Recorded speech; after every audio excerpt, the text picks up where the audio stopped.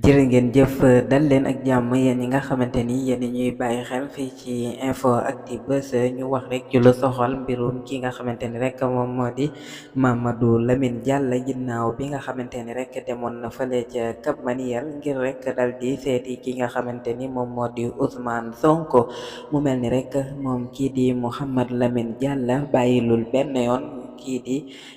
Macky Sall ak Amadou Ba amul dara loo xamante ni rek bàyyil na leen ko ndax ginnaaw bi mu xam leen ni dafa bëggoon a dem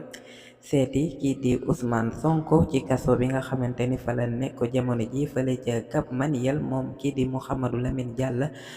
Lamine Diallo muy xam leen daal dañ ko bañal visite boobee nga xamante ni bëggoon na koo amal ci kii di Ousmane Sonko nekkoon fii njiital parti bi di Pastef moom Mouhamadou Lamine Diallo nag muy xam le ni loolee du kenn ku dul président Macky Sall ak Amadou Ba ñoom gouvernement bi daal ñoom ñoo def ay pexe moom Mouhamadou Lamine Diallo moo xamle ko ci paasu Twitteram tam tudd léegi sax X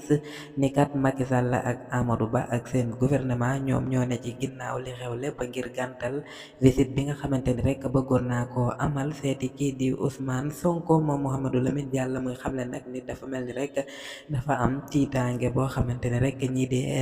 état bu Sénégal am nañ ko ci visite bi ma bëggoon a amal ci Ousmane Sonko ba waral ñu def ay pexe ban gàntal li nga xamante ne rek moom moo di boobale visite ma bëggoon a amal fële ca Cap Manuel moom Mouhamadou Lamine Diallo naqarlu bu baax a baax boobale